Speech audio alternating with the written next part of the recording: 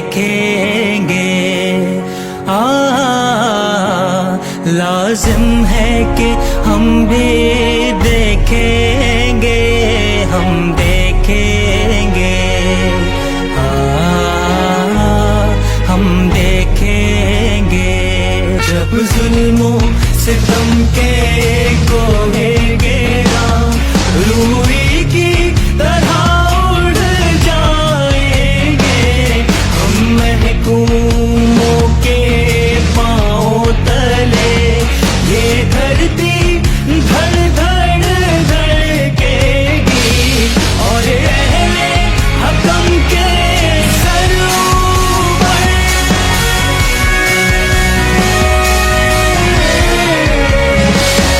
और अहले हकम के सर ऊपर जब बिजली कड़कड़ कड़केगी हम देखेंगे।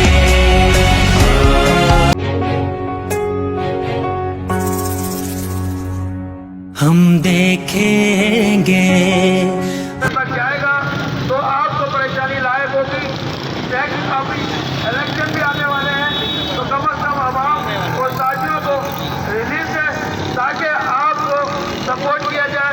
बस आप अगर सबको किराए पर दुकानें देते हैं, उनको कारोबार की जगह मुहैया करते हैं, फिर उसके बाद कुछ दिनों के बाद जब आपकी हुकूमत आई तो आप ये उनपे इल्जाम और ये लेटर भेज रहे हैं कि आप 75% किराया बढ़ा दें, तो हम इसे मुस्तरद करते हैं और 10% किराए पर इत्तेफाक करेंगे। इलेक्शन में बताएगी कि पीपल्स पार्टी ये याद रखे, जरूरत सिर्फ आवाम की पूरी की जाएगी, आवाम की नहीं। एक एमसी स्टेट डिपार्टमेंट का दफ्तर बैठ के अपनी तरफ से आपको फिजिबिलिटी बना के दे देते कि 100% दावा करते, कोई मसला नहीं है। ये ताजिर क्या बेवकूफ़ है? हम क्या गुटखा बेच रहे हैं? हम कोई नाजायज काम कर रहे हैं? हम सारे टैक्सेस देते हैं, ये कराची सारा टैक्सेस देता है, सब इस मुल्क का चीज़ा करता है। आपकी पूरी बिल्डिंग का, इस पूरे इदारे का खर्चा चलता है क्योंकि हम टैक्सेस देते हैं। हमारे टैक्सों पे पड़ने वाले लोग हमारे खिलाफ इस तरह की जालिमाना कार्रवाई करेंगे, आप क्या सोचते हैं? हम देखेंगे, हम देखेंगे। लाजिम है कि हम भी देखेंगे, हम देखेंगे, हम देखेंगे। जब जुल्मों सितम के कोहेंगे रूई की तरह उड़ जाएंगे। हम महकूमों के पाँव तले ये धरती धड़ धड़ धड़केगी और अहले हकम के सर ऊपर।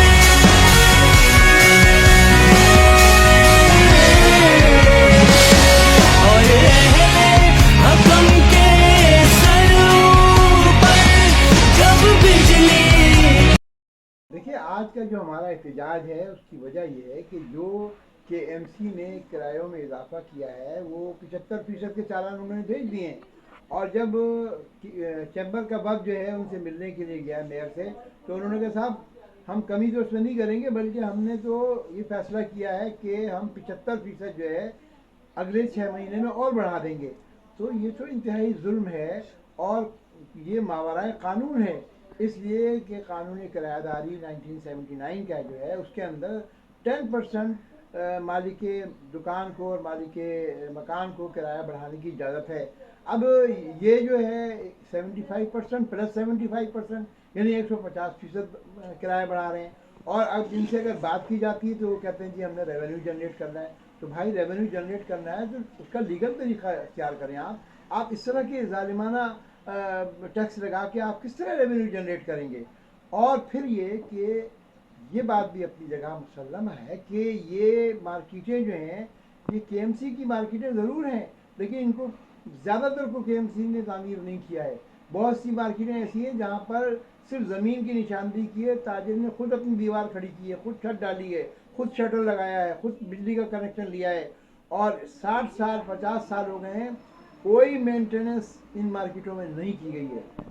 यहाँ तक कि प्लस्तर अगर गिर गया है, अगर छत गिर गई है, अगर शटर टूट गया है, रंग रोगन का काम है। भाई देखिए, रंग रोगन तो हर साल होता है, 2 साल के बाद होता है, वो कौन कर रहा है? मेंटेनेंस का बजट ज़रूर आता है बजट के अंदर के एमसी के, मगर वो इस्तेमाल नहीं होता। इसकी मेंटेनेंस भी हम कर रहे हैं। तो भाई आप यहाँ तो वो उसूल अपनाते नहीं है कि हम मालिक की दुकान है। भाई आप खर्चा भी तो करें, आप वो तो करते नहीं है। और आप यहाँ कहते हैं कि हमने रेवेन्यू जनरेट करना है और हम तो कमर्शियल इदारों के हिसाब से किराया देंगे। तो मैं ये कहना चाहता हूँ कि ये बल्दिया जो है ये एक शहरी इदारा है, शहरियों को सहूलत देने के लिए है। ये कोई कमर्शियल इदारा नहीं है, इसको बहरिया टाउन ना बनाया जाए। ये शहरियों को सहूलत देने के लिए, और दुकानदारों को जो दुकानें भी दी गई हैं वो भी एक सहूलत है कि लोगों को अपने करीब मार्केटों के अंदर सौदा मिल जाए, और यहाँ के कराची के वासियों को, कराची के शहरियों को रोज़गार मैसर आ जाए। अब आप उसको कमर्शियल इदारा बनाने चाहेंगे तो बिल्कुल गलत है। मैं मेयर साहब से मुतालबा करता हूँ कि इस जालिमाना टैक्स को वापस लें। और आज हमने यहाँ पुरअमन एहतजाज किया है, हमारा ट्रैफिक भी चलता रहा है, हमारा एहतजाज भी होता रहा है, लेकिन अगर हमारा ये मुतालबात न माने गए तो हम बहुत जल्द जो है यहाँ पर अपनी फैमिली के साथ, अपने बच्चों के साथ धरना देंगे, और उस वक्त तक हम नहीं उठेंगे जब तक कि हमारे मुतालबात नहीं मान लिए जाते। और ये जो है हमारे जो गैर मुनसिफाना और जालिमाना इंक्रीज़ है किरायों के अंदर, ये वापस नहीं हो जाता।